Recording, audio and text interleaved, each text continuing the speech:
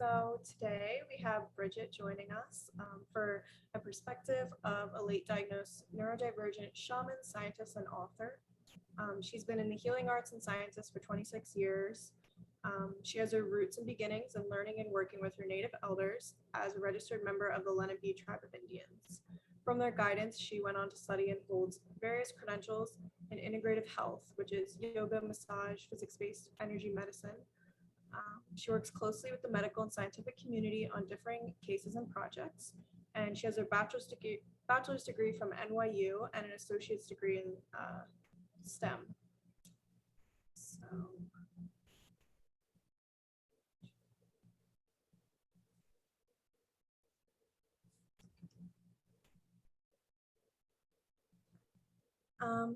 Did you want to tell us a little bit more about yourself, Bridget? Oh gosh, I was thinking about this, and I'm so used to being asked to work on projects or talk about very specific things, and not about myself or really about my background or what I've been through, or personally or professionally or work related. So I feel like I have a good synopsis, and I sort of feel like if we could take questions or what people are, it sort of gives me a feel for where the group is at. I don't want to flood information or, bring stuff that other people are hoping to get something else looked at instead. So that works. Yeah. Okay. I have one question. Is there a stigma against autistic traits in your native culture, or is it embraced? That is really hard to say. I say that because from what I've experienced, each Native community nation is very different than others. So trying to think, inside of the Lenape culture, I feel like there's a lot of variability and accepting on a lot of different avenues, where I've noticed in other tribes, that's not so much. And is that because of, would it have been like that 5,000 years ago? Or is that because of after colonialism and different things have happened? I also felt like growing up, I was much more accepted by my father's family, which is Lenape Indian, even though I obviously appear and am also Irish, from my mother's family, which was not as accepting. But being Lenape was something that I learned we kept the two cultures separate, meaning I would visit family in Oklahoma and we own land in Montana. And the dynamics, if you put it this way, this was 1973 when I was born. And if one could pass as white, that was probably the first thing my grandmother said. So it was sort of kept behind closed doors, even though I have my tribal registration card. My dad was a scientist at Johns Hopkins. My father, sorry. My grandmother was a professor at Towson State University in early childhood education. They'd worked very hard for those credentials, and they would kind of keep the Native world separate, which is sad. My dad was involved with AIM back in the 70s, and there was some damage from that. So my family didn't want that to kind of happen to me, I guess. But there was a lot of politics and discussions about things regarding the tribe, as family voted in both United States as well as for the Lenape Nation tribal voting system. And I got involved with the American Indian Community House while I was at NYU pretty early on, because I felt kind of adrift. And initially, my family was very hesitant because of AIM and for concern for my well-being. But I think the American Community House was very embracing of all people. I don't know, it served at that time a population of 33,000 Native people in New York City and the metropolitan area. They are, I think, pretty much ended when Rosemary Richmond, the executive director, stepped down. But at the time when I was there, it was very vibrant.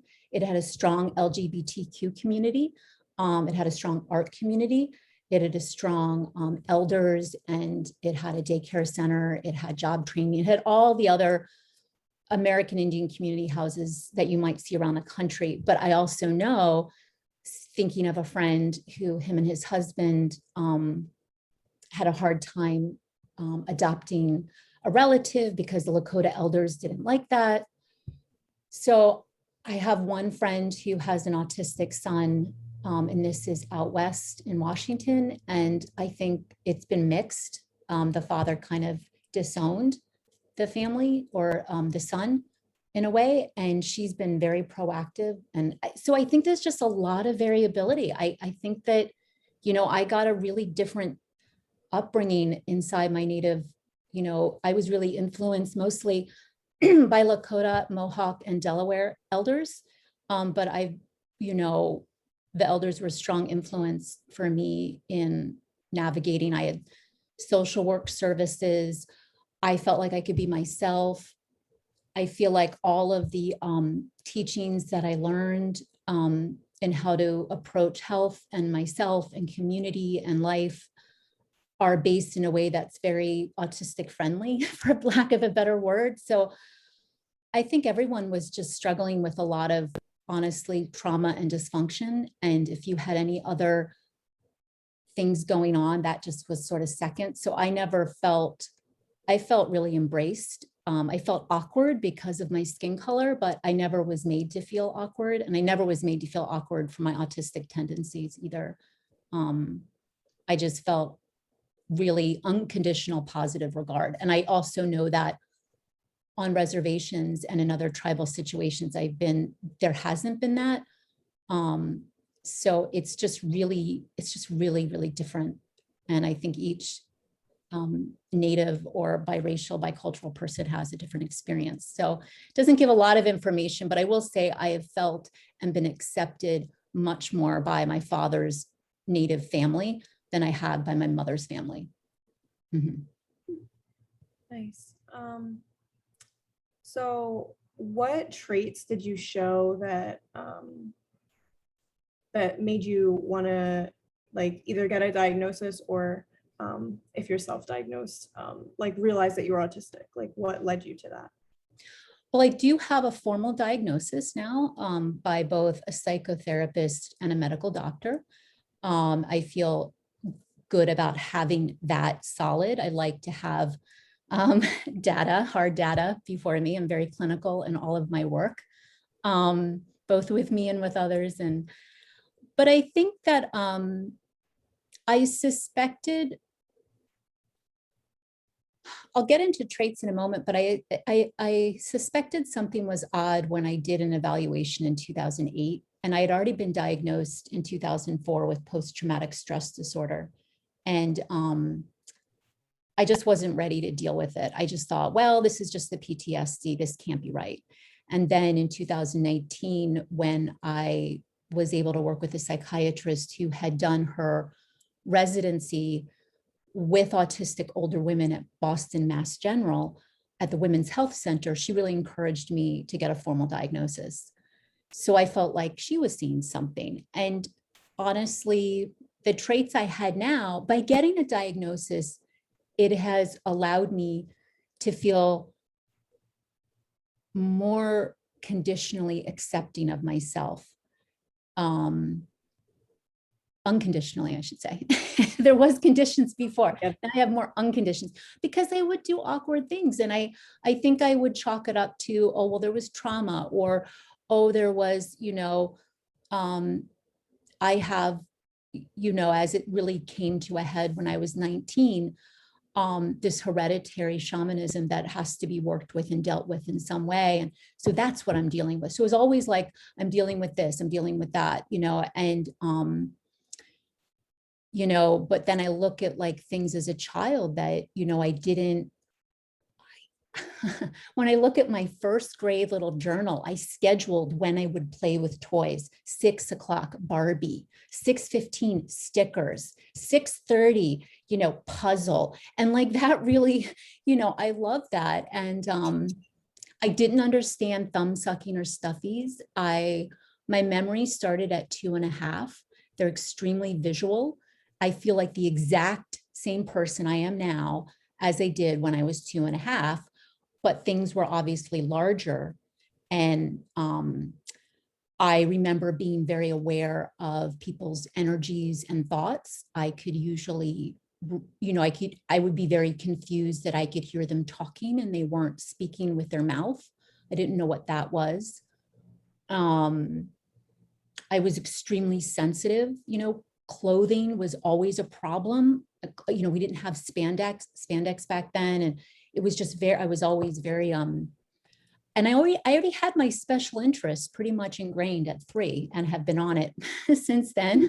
I'm 48 now, and which was trying to figure out how reality works. And I would get zeroed in on things and be like, I remember there was some, like when I was 5, there was some commercial, like, you have to tell the doctor what's going on because we can't see inside you. I'm like, well, you should be able to. Like, that's ridiculous. That doesn't make any sense. And, I just had these very strong notions that came out. And I really did very well in the woods. I felt very at peace in either a scientific laboratory or being in the woods. And I spent a lot of time in my dad's lab in Johns Hopkins. And I just had to understand the purpose on something. Like, I didn't understand even like kids who would just sort of play. I was like, play for what purpose? Like, I understood academics, and I got really involved with, I love science and math, reading and writing. I was just really very excited by those things. I never saw them as hardships. But I found I was often taken advantage of. I was bullied mercilessly. I couldn't read the cues that other people seemed to get. And I sometimes would almost think that was almost innate. I would get confused, like, is that a native thing? So when I was in native culture, I feel very at ease. People were quiet. They didn't stare you down. They were more reserved, but there was a lot of love. And I just felt like, grounded empowerment. I just felt like the diarrhea of the mouth I saw often in cultural settings outside of native culture would make me crazy. And the constant sounds and the constant talking, oh my God, like, shut up. Like, it was very, I was wearing earplugs early on, and that's the same thing. Even if I'm at the NIH and I'm working on a project with 9 other Native people, I just feel an ease come over me that is hard to describe. So I think there's just been like this, well, it's PTSD, it's non-native culture. It's, I don't know. I saw my dad and my grandmother really struggle with, they're extremely intelligent, extremely bright, really struggled socially. Again, not in native communities, fine. In non-native communities, it was rough, but it was like, is that because of alcoholism in their family? Like, it's hard to pin down what was what. But now that I look at my mother, who I believe, definitely had diagnosed dyslexia, I think had very intense ADHD, and also is on the spectrum, because just constantly saying inappropriate things, just all over the place, just nothing to hook into there. And, I'm thankful that my Native community supported me in a way that felt more of a fit for me as an autistic person than the current culture, dominant culture in the US does. But I can't say, it just, when I actually got the diagnosis of autism, the psychotherapist was just like, okay, this is so obvious. And I'm just like, I don't know, I was born in the 70s. It just, so that's my journey so far with being autistic. Yeah, I definitely feel like the reason I asked that was because I knew that like native cultures are more accepting of like being like non-binary or like, LGBTQ. That's what, but I think that's also what's happening in nature. When I work with a plant or with a tree, or even with another animal, you see it repeating in nature that, and I do feel sad that I think some tribes have been influenced maybe by other cultures. They've gotten away from roots. Again, I can't say for sure. But at least in my tribe, original of the foundations is looking at what's happening with animals and other species. And it isn't always so clear cut. And I know that there is this emphasis, and I agree, on community first, but there's also a huge trust in the soul and energy of that person, if it's going on a walkabout or if it's doing whatever, what's it called? Different cultures say different things. I usually use walkabout, but if it's a vision quest, whatever it is that you need to go to get in touch with your energy, your being, and then whatever you discover about that from a real truthful, grounded place, and then you bring it back, the elders and others will kind of look at it, and it will be incorporated as that's coming from a pure source of information, of again, different terms for different tribes, but that's what I was sort of led to understand from this mishmash at the American Community House of different tribes. Is there's an emphasis on honoring your path, what is truthfully resonating from a healthy perspective, and what that can contribute to the tribe. So it sort of is like, yes, there's the tribe and there's these ideas and philosophies and all this, but if someone is born and then having these experiences from a real place and brings it back, it's like, let's take a look at this. Maybe there's information here we didn't quite get. I think that there is I was just thinking of like how the Lenape came more into farming, and it was half the year by the ocean or the sea, and then half the year on the farming land. And that was a carefully plotted out, is this healthy for the tribe? Is this not healthy for the tribe? How do we do this in a ritual? How does this work? Whereas in Australian Aboriginals, there are certain tribes say, we're not going to do this. This is not going to benefit us in 7 generations or so many generations forward. So there's a lot of thinking going on and fluidity of openness about how things work, and always one thing I do notice, always coming back to nature and what's happening in nature, what's repeating in nature. There's a not even just a reverence, but a like, okay, you are older than me. You are older than the human species. What are you trying to tell me? Mm-hmm. Yeah. So we have another question. How does yoga help you as an autistic person? Oh yeah, big time. Now I know why my elders are pushing me. They're like, calm down. No, no, I think that the science of yoga, it's odd. I would push back on my elders. This is when I was 18 and 19. I was like, yoga, that's not native. What are you talking about? And I just had this tunnel vision, and they obviously saw how, or someone saw how it could possibly help me. And it has. Yoga means to yoke or unionize yourself, physical, emotional, mental, energetic.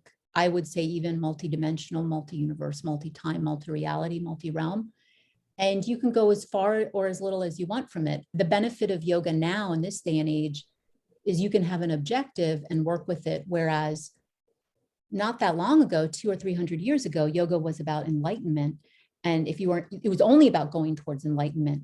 And then with Sri Krishnamacharya and some others, as the British occupation was happening and yoga was dying out, really began to craft and look at yoga as a way to work with ailments or things that are bothersome. And to be a healing capacity. And I've practiced yoga, I would say probably since, like when I really started practicing was 1997, and I began teaching in 1998. So, I mean, it's harmonizing and grounding, and it's taught me a lot, I guess. And my practice has changed through the years. I think in America, we get focused on just the physical movements, and it can be more breath work. It can be more energetic work. It can be from a chair. It doesn't have to be, it's just about bringing yourself back to yourself and having an active conversation with what makes you you, as far as cells and breath and all that. Yeah. So after you were diagnosed, how did you feel? Oh, geez. I was a bit stunned. I still am. Um, I was excited, kind of like, oh, like I found all my other frogs, like when I talk to other people who are autistic, and especially like on certain Facebook pages, let's say, and I hear lots of other people having the same experience as me as a child or as an adult, I feel kind of freedom. I feel validated. I feel like the one thing that someone had brought up was how even though they were really good at, I'm not very good at keeping friends. I mean, I don't really know why. I try. But they would say even those that had like a core group of friends, this person was saying how they always felt like they were left out, or they always had to kind of make sure they were seen. And I just resonated. I was like, oh my gosh, someone else gets it, because I've done a lot of training inside of life skills, CBT, DBT, which has been very effective. I really, really like those skills and honoring both the emotions and the reason, and trying to find this balance and life skills. But I still feel like I'm wow. And so to find other people who are experiencing life like me has been freeing, and allowed me to embrace myself as a child and what I went through as a child and teenager, with not that I didn't have compassion, but I have a much deeper compassion for. Mhm. Yeah, I think most autistic women who get diagnosed late, I mean, I was diagnosed at age 20, but um, obviously you were diagnosed later, so I'm sure it's a lot more of a grieving process. Yes. Yeah. Yeah. Yeah. Like, do you just grieve like who you were and how you didn't know all those years, and how like definitely with me, I feel that like I would have like one friend at a time, and then they would just stop talking to me, and I was like, Right. and I feel like that's just a pattern with autistic girls, that like I don't know if it's because we like to be on our own a little bit more, or don't hang out with them as much, or I I read this one thing where they were saying that there's just something different about us, and people realize we're different, so they kind of get scared and like, There's what I've noticed is there's an energy that comes out.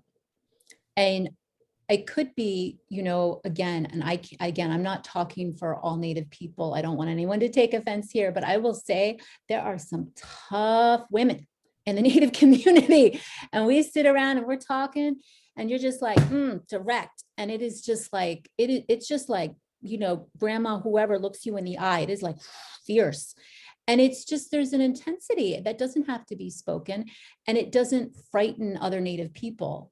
But I have noticed in the dominant culture, doesn't matter your culture, doesn't matter your race, if you're prescribing to the dominant culture that is embracing the United States of America, that type of grounded, direct intensity and just speaking a truth can be very frightening. And so I noticed that with autistic people, and I also noticed that in the Native community. I don't think that all Native communities are autistic at all. Um, I just think it's something. I had this the other day, that I've worked from the age of 18 up until a few weeks ago to really protect people from my intensity, because I don't want to frighten people, and I don't want to be misjudged. I don't want them to take my words, and because if I bring my full weight and I speak it, they get frightened and they go running away, or they start making up stuff about me that isn't true. And it's because they're afraid. Um, I don't know what to do about that. I still feel I want to be taken as what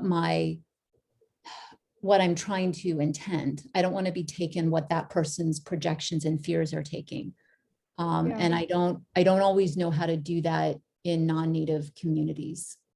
Mhm. Yeah, I think it's just that the Native culture, like from what I've seen and what you've told me, seems like very accepting. And then like the culture throughout the United States is just like individualistic culture, like really like only caring about yourself. And then like, just, I don't know, like people who aren't autistic will judge people easily.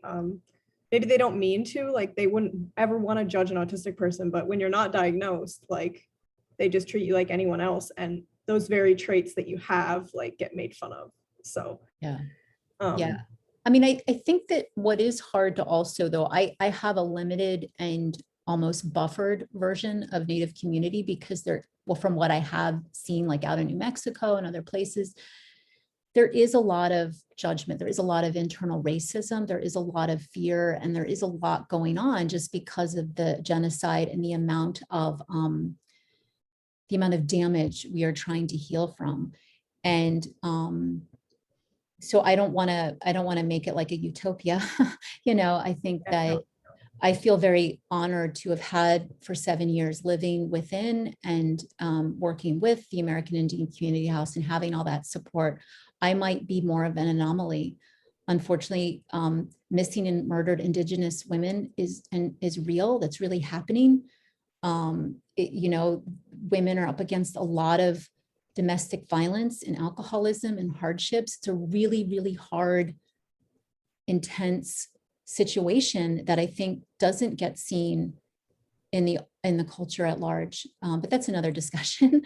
But I will say that the history is more of accepting. The history is more of collaboration. And the history is of when all chips come down, go back to the earth and go back to listening to the animals and the trees around you. And that will usually steer someone home, such as the same thing with yoga. Come back to the breath, come back to those same asanas, keep doing it, and you will sort of unwind or work through what you're working on.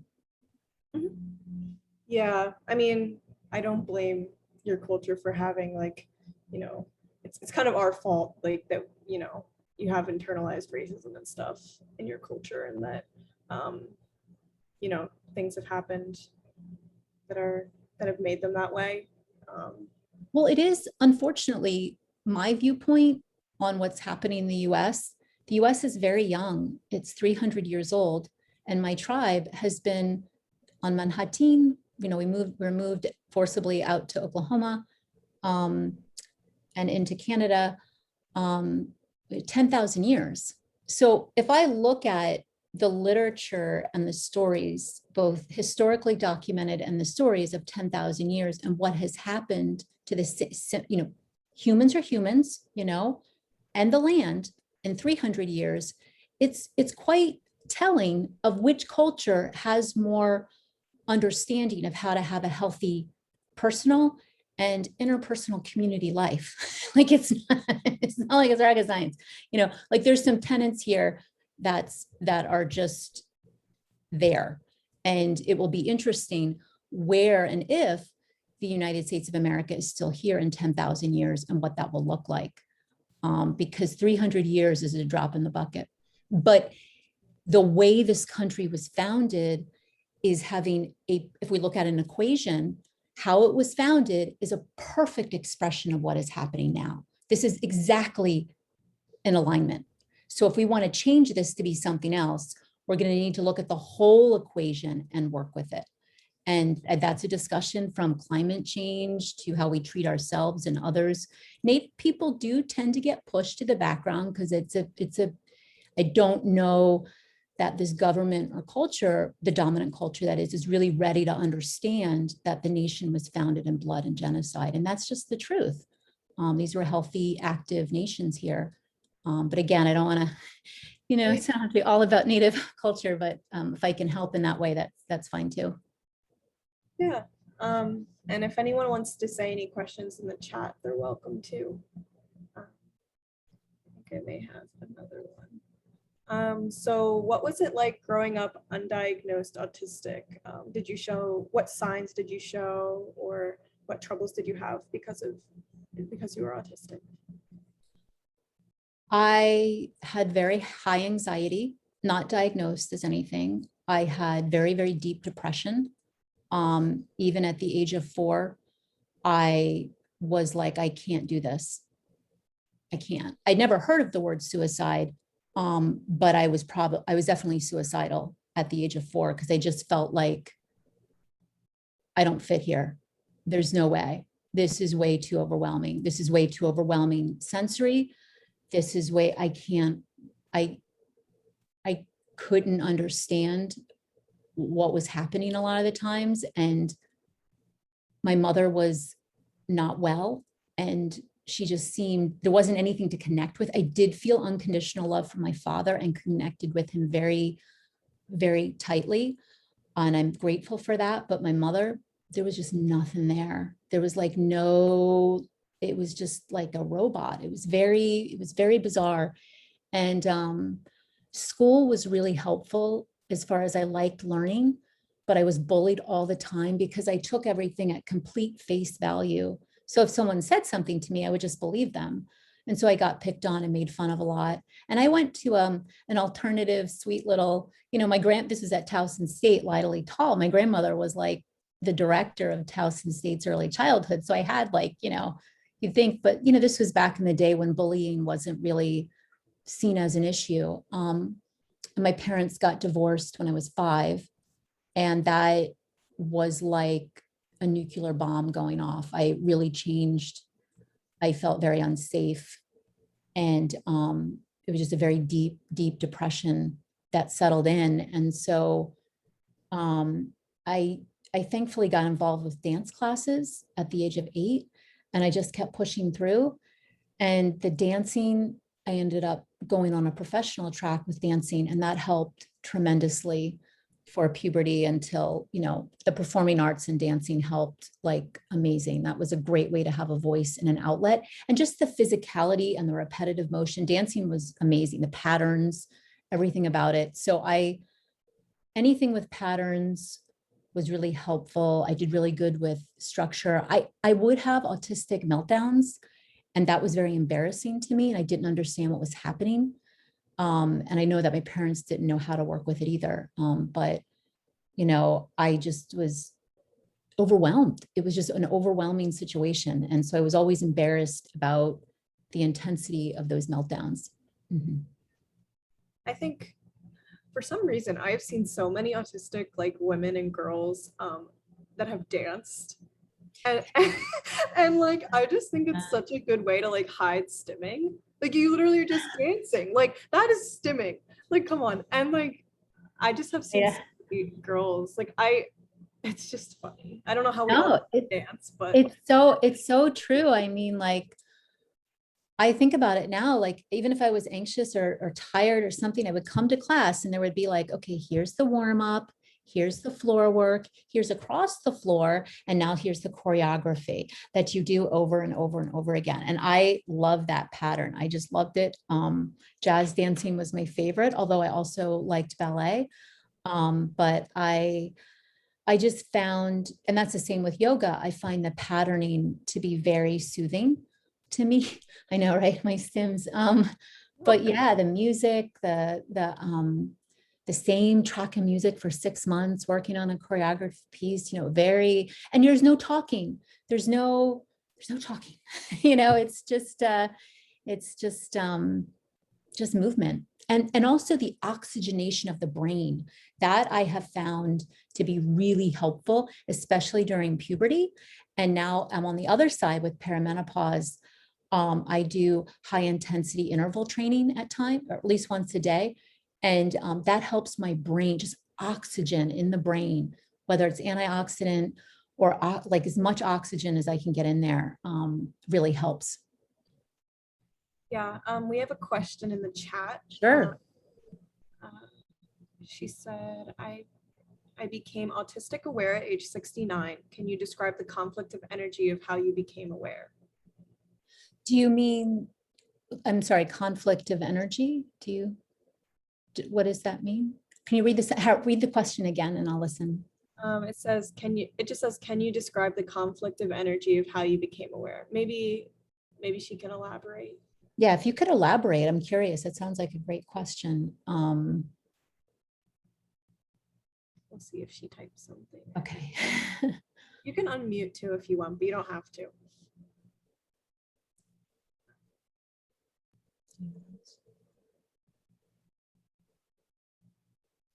Am I unmuted? Yeah. Yeah. I'm sitting here outside and like on a Delaware River, just listening to this, and it's it's really interesting. A lot of the things you were saying, I'm resonating with. Oh, Uh, good.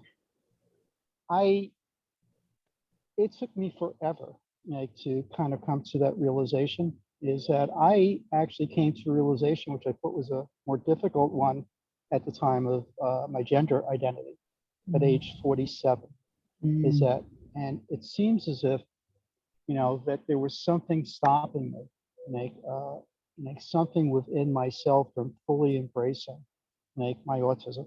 It was like you're describing, it was there, like I kind of knew something was amiss, had all the signals, but I could not define it. Like, uh, and I don't know if it's, I mean, you're talking a lot about, like, you're talking about energy, DBT and CBT and yoga and things of that sort, are managing, feelings. Like, yeah.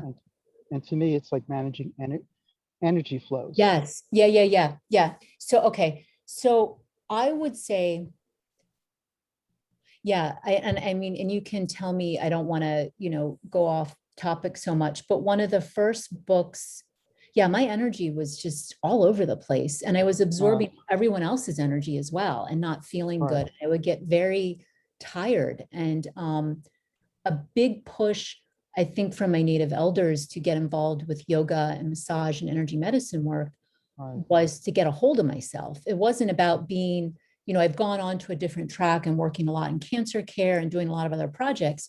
But the first and foremost thing was to pull myself in, get management of myself, and know where the boundaries are.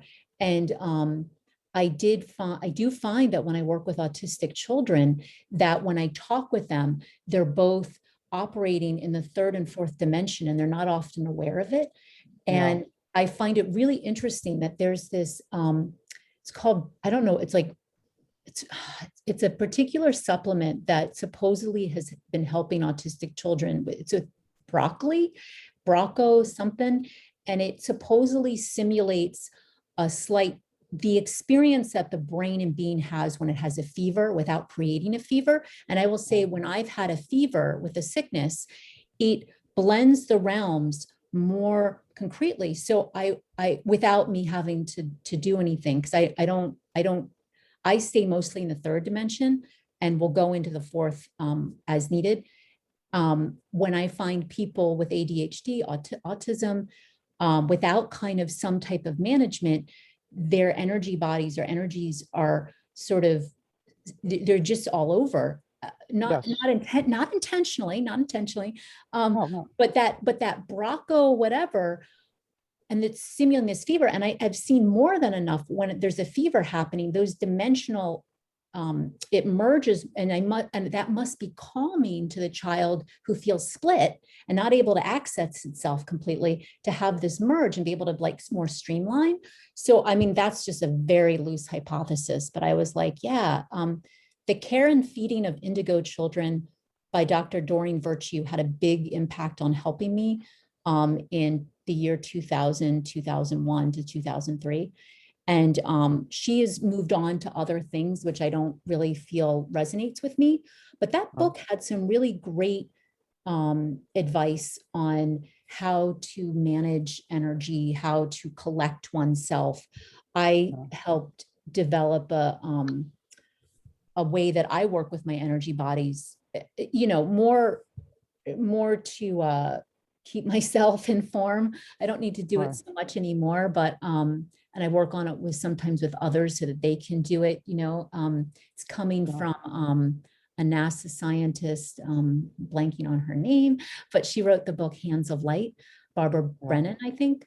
yeah, And so, yeah, you're right on. I think that autistic, I think it's not unusual that Merlin and other wizards have autism, and that many, I can't say again, hypothetically, how many shamans of old all around the world were also autistic as well, yeah, because the way I am and the way I operate, I don't see a neurotypical brain being very accommodating to it, to yeah. be honest. For, But you're right. I think some of the ailments and injuries and that people feel is they don't know how to manage their energy bodies. And when that's I sat and that's talked with an autistic child, and I'm aware that I'm talking with them both third and fourth dimensionally, they seem a lot calmer because they whether they're aware of it or not, I can kind of see them. And, you know, that's where Jan Tober, Dr. Doreen Virtue, people who have talked about different, you know, they're talking at it from the energy body perspective. I think there's Right. real work that can be done to bring that more into the medical field in a more, I sort of say, bioavailable, more user-friendly way that can be, and as we go more into quantum physics and more into technology that can track, you know, vibrational medicine, we can kind of see not only are there different brain changes, but we look at the way the whole body is operating and how do we take care of the autistic brain and body is maybe different than a neurotypical person. Yeah, I did DBT and CBT was really good for me. Oh, me too. Yeah. And also being an engineer, you know, and working with things, you know, that actually use quantum mechanics, you know, and those Yes. kinds of things, you know, working in multi-dimensional space, you know, Yes. mathematically. Yes. Yes. It's so It was just, wonderful. it was like, wow, you can do this. Yes. No, math. I have found math is the universal language for sure. And, you know, it's close to my heart. And as I begin my work on my Master of Science degree, it's just to be able to track information correctly, and I really feel like record it correctly, I really need to have an even higher understanding on math and other certain hard Wow. sciences. It's just so, it's so translatable at that point. Instead of being seen as like woo woo or other, it's actually able to be of service. Mhm. And sometimes you get more respect. Absolutely. Oh yeah. Yes, it's true. For If you're a little, if you're a nerd, what? But sure. thank you so much. You're so welcome, Leah. Nice to see Sure. you. Thank you. Yeah, I think it's cool, like the multidimensional stuff, because I have a bachelor's in physics. So, Yes, I know. I was excited when you had told me that. It's but great. now I'm just in statistics. So it's more like you know, probabilities and stuff. But Yeah. I might take a class. I worked at a Princeton Plasma Physics Laboratory working on fusion test reactors. You know, it was like so freaking cool. Yeah, I know. It's a passion, it's a special interest or passion project for sure. It can really. Very cool. Thank you. Welcome. I guess another question I have is, do you think if you had like accommodations going through school, whether that be K through 12 or college, like, did you have any troubles that you think that if you had accommodations, it would have been easier, or do you think you didn't need them? It's hard. You know, my family life at home was really dysfunctional. Having a counselor, you know, would have been very helpful. I mean, just having a social worker, that was the first time I had any type of therapy. Social worker at the American Indian Community House was super helpful. So a counselor, I think having the intervention on the bullying, that would have been helpful. Again, the CBT, DBT training, which is cognitive behavioral therapy, dialectical behavior, life skills for children, which, you know, they come now with like brain health and resiliency. They teach that in schools a bit more now. You know, that would have been helpful.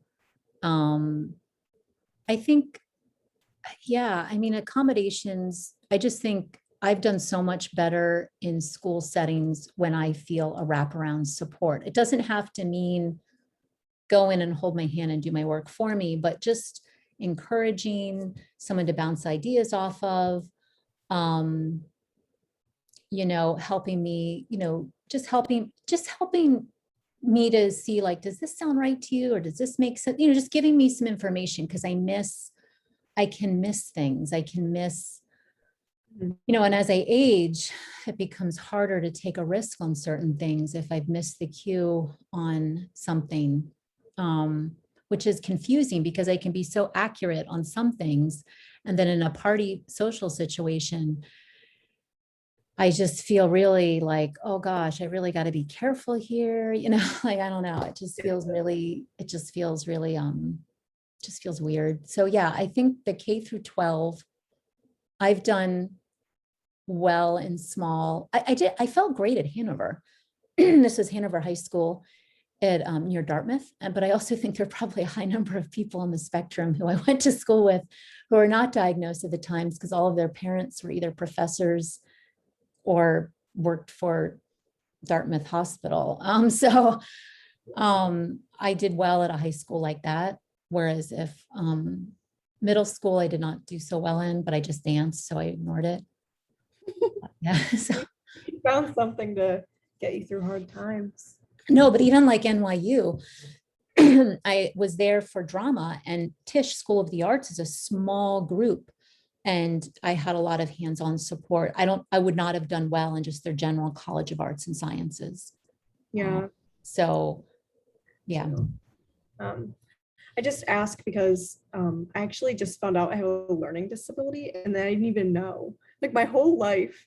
And it's just weird. It has to do with like word processing, an auditory, like I have what's it called, auditory processing disorder too. And like I just wonder if there's other autistic people that like didn't get diagnosed and then. What is auditory process? What type of auditory processing disorder is it? So basically, like sometimes it's actually common in autistic people. Sometimes someone will say something and then I'll be like, what did you say? And then before they even say something again, it processes late. Like it's all of a sudden like someone says something and I just do not know what that's why I need like captions, because sometimes I just cannot like tell what is coming out of someone's mouth. Like, especially if there's like sensory stuff too, it makes it worse. Yeah.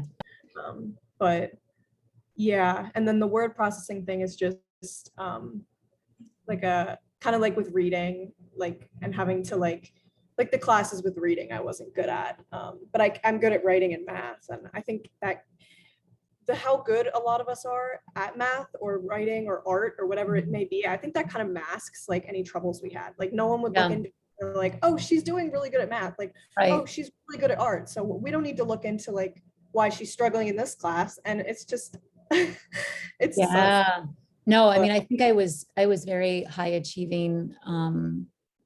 I feel like going to Hanover was a really good balance and experience in that there were a lot of people, the kids I went to was a small group, and they were already really involved in their special interests or projects. And I just saw that I just felt like more really well-developed humans that have gone on to do some really neat, interesting things. And the value was put on, again, finding your inner self and then kind of bringing that forward, and not so much on, I didn't feel a high pressure to achieve anything, but I guess I was around a bunch of high achievers. So I don't know. It's like living in Boston. I feel very at home living in Boston professionally, but not personally. And I definitely can't live away from nature. It just really, becomes overwhelming to me. But it's hard to know, like, is it trauma? Like I lived in New York City fine, and then 9/11 happened and I've not been able to return to the city since. So, and I haven't been, so I don't know, it's like, it's hard to know sometimes what's what. No, yeah, definitely. It is pretty hard to tell. I think cities are just also overwhelming in general, like for autistic people, especially those sensory problems. Like, I have to have noise canceling headphones on when I go outside. Like, there's no way that I'm gonna like just walk around the city without noise canceling headphones because they're loud. I mean, yeah, no, I think that having the American Indian Community House, and I also lived in the apartment of the original American Indian Community House, which was the director's old apartment. And my work was also through them.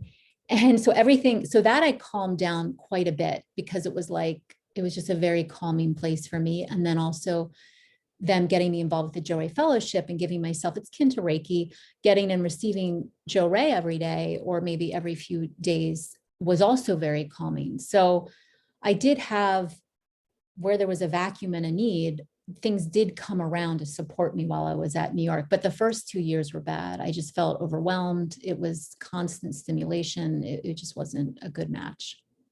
Yeah, I think one good thing about either being at a university in New York City or just being in New York, there's so many groups you can join. Yes, yes, you can find it anywhere. So true, so true. I did love that. I'm definitely more of a New York City person than any other city. I love it, but it doesn't really love me back. At least my body and mind have a hard time with it now, but Yeah, like at Columbia, they have an autism support group. So that's it's all like, yeah, all Columbia students that are autistic, and we all just meet and talk. I will say it's kind of awkward. I love it. There's like 10 of us and no one knows when to speak. So we're like chatting away and like no one knows when to talk, because like when you have one-on-one, sometimes it can be hard, let alone when there's 10 autistic people in a room. I mean, Right. it gets intense. But It does. I bet. Yeah. Yeah. No, I feel that for sure. but yeah, do we have any more questions from anyone here? Any comments?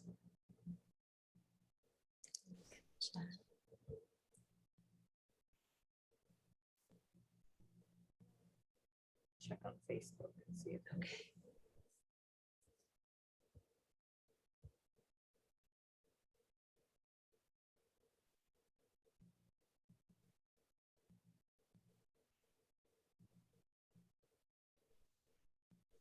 all right, well, is there anything else you'd like to touch base on?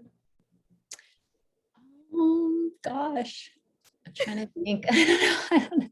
Well, always feel free to, I am accessible by email or even phone. If anyone has any questions, they can always email me. If my name, Bridget Kimsey, on Amazon are my books. So you can always, if you're interested in learning more about my journey inside of the work I do and what I've experienced, they're there, but also so is my contact info. And we were talking about different yoga. And so for last year during the pandemic, I put up a bunch of videos on YouTube for a group in Austin. And, there's all different kinds I put up 25 videos from chair yoga to breathing to meditation. So if you're looking for something that I like the classes, so autism friendly for sure. You might find it helpful. Unfortunately, the mic and the lighting isn't exactly where I'd like it to be, but I'm working on that. So for future videos, these were just meant to be in-house, but I open them up to the public for free because I think that, people were wanting more yoga that I used to teach and couldn't at that time. So feel free to always be in touch. And if I can help in any way, let me know. Yeah, for sure. All right, so if we don't have any more questions, I guess we can wrap it up. Thank you for speaking with us today. Yay. Oh, well, thank you for having me, everyone. I really appreciate your questions and the opportunity to practice my speaking on stuff. It's a little unnerving. I'm always behind the scenes, but have a great rest of the day and week. And thank you, Autism and Advocacy, for your support. All right. Thanks everyone for coming. Hey. And yeah, and again, Juliet, if there's a group that's interested in like a talk at like 8 p.m. on a weekend or a weekday, you can always let me know. Yeah, for That sure. would be more helpful. Okay. Bye, guys. Bye, everyone.